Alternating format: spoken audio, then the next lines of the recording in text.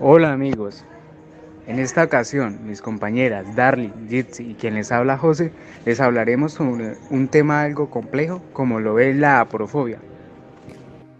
¿Cómo se define el problema que es la aporofobia? La palabra aporofobia proviene del griego aropoco, que significa aporos, carente de recursos y fobia. Fue un término acuñado por la filósofa española Adela Cortina.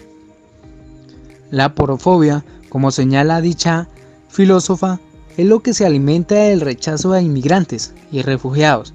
No se les rechaza por extranjeros sino por pobres. La palabra aporofobia es un neojolismo que se usa para referirse a la aporofobia como el rechazo, aversión, temor y desprecio hacia el pobre, hacia el desamparado, que al menos en apariencia no puede devolver nada bueno a cambio. La aporofobia tiene un componente claro de discriminación y prejuicio clasista, pero a juicio de la filósofa valenciana es algo más profundo que el clasismo. ¿Por qué?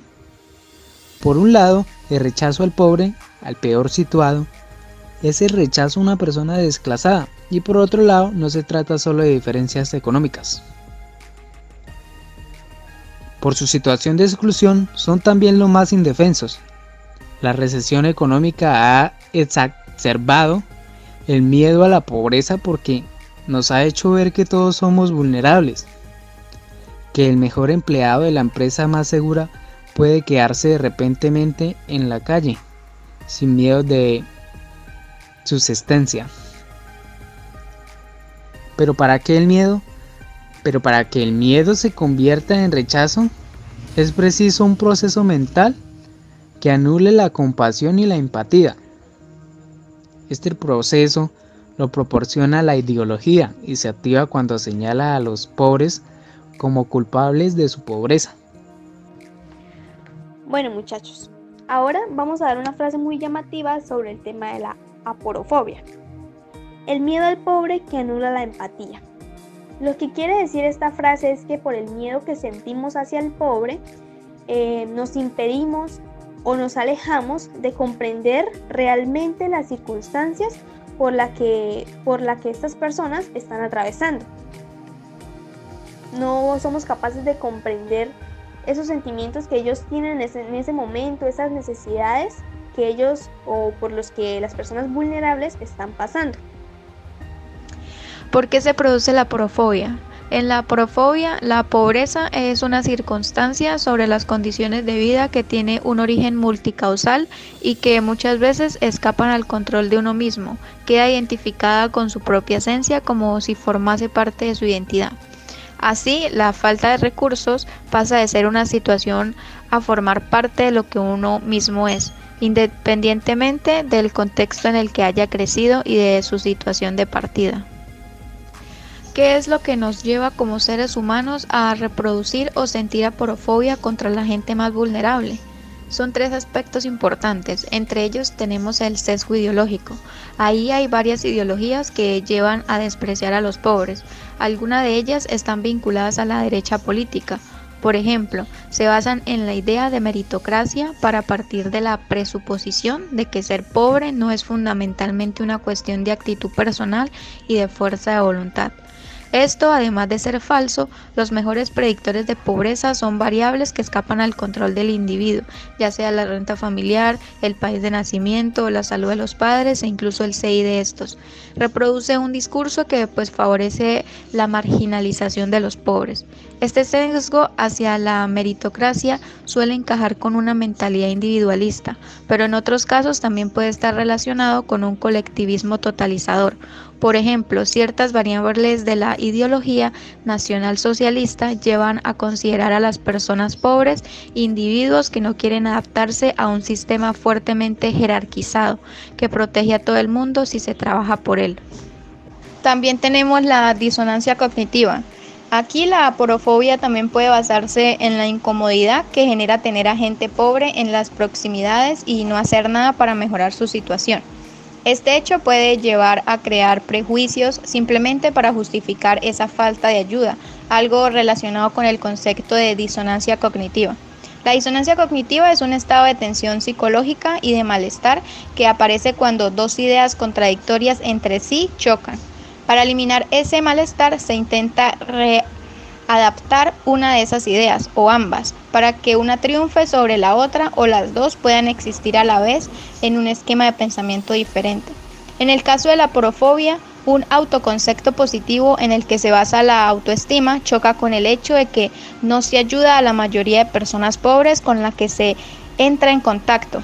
Por ejemplo, crear motivos para rechazarlas es una manera de hacer que esto no incomode.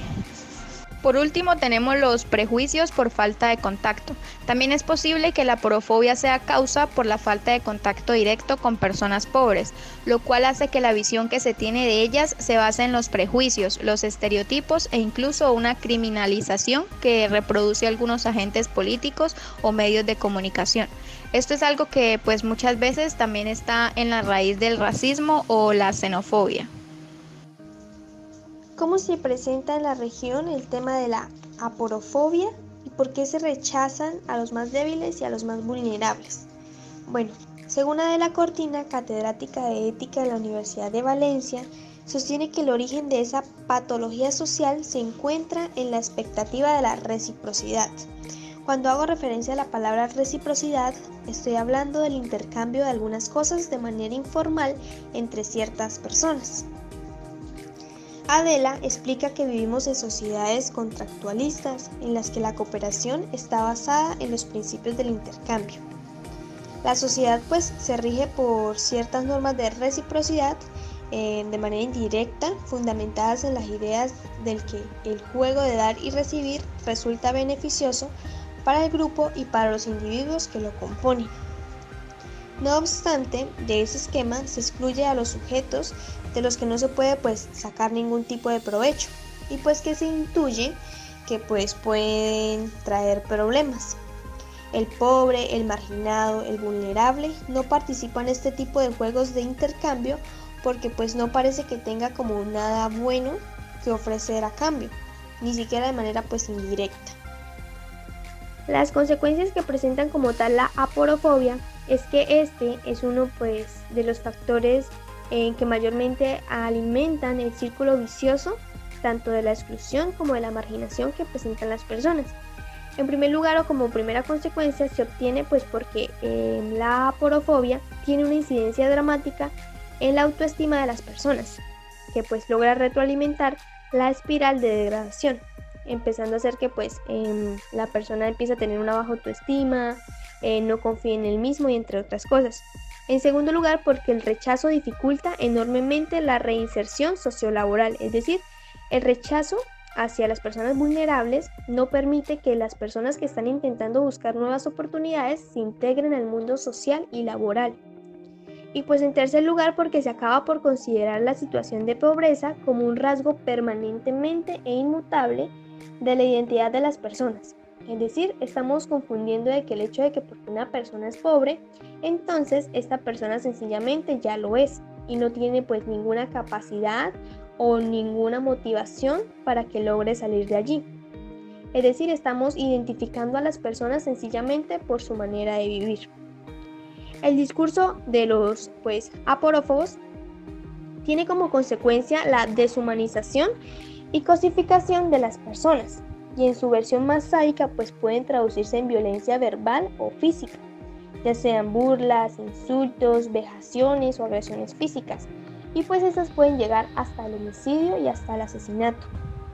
Estas agresiones tienen además consecuencias psicológicas muy graves, como la sensación de indefensión, la vulnerabilidad, el miedo, las ansiedades, depresiones en todos sus niveles y por último también se presentan muchas ideas de suicidio. ¿Qué se puede hacer desde la docencia para mitigarlo? Como tal, combatir la aporofobia es complicado, ya que la pobreza es algo generalizado alrededor de todo el mundo y es fácil que este rechazo social se contagie de un lado a otro. Además, hay pocas entidades comprometidas en defender los intereses de las personas con pocos recursos.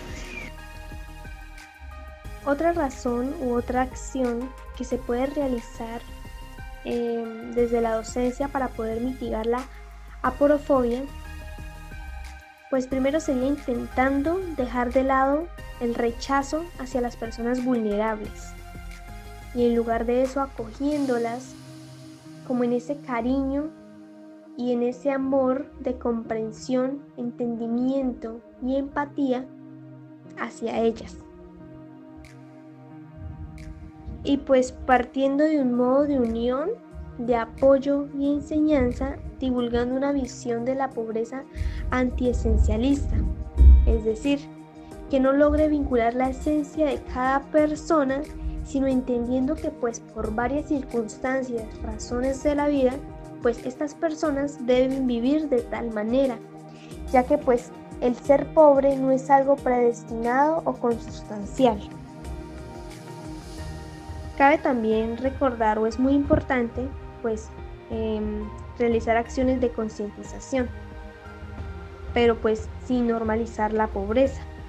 Desde la docencia se puede mitigar la aporofobia creando conciencia sobre lo valioso que es cada persona, que sin importar el lugar donde vivan o la manera en cómo se desarrollen, cada persona tiene su esencia de vida y cada una tiene un talento por explotar de la mejor manera.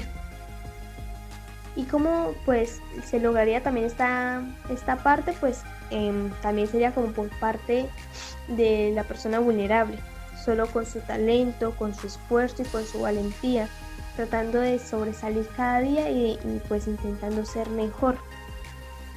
En un mundo pues donde las oportunidades son muy pocas para ciertos tipos de personas.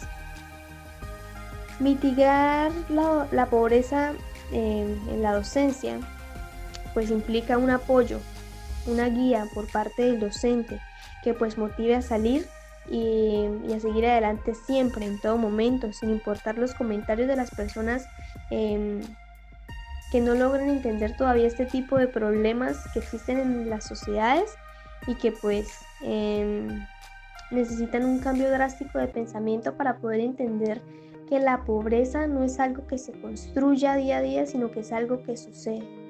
Otra solución por parte de la docencia para mitigar este problema como lo es la aporofobia es creando conciencia y empezando a crear una búsqueda para generar en cada niño o adolescente una sensibilidad social más profunda y un conocimiento sistemático que intente tratar de formarse con la ayuda de los docentes, tanto de los padres de familia como ciudadanos íntegros comprometidos con la capacidad de dejar de juzgar a la gente por cualquier prejuicio, pero más allá de eso está en formar realmente con la transformación social que trascienda las visiones románticas y sensibilice acerca de las personas que pertenecen a sectores desfavorecidos o que están excluidos de la sociedad.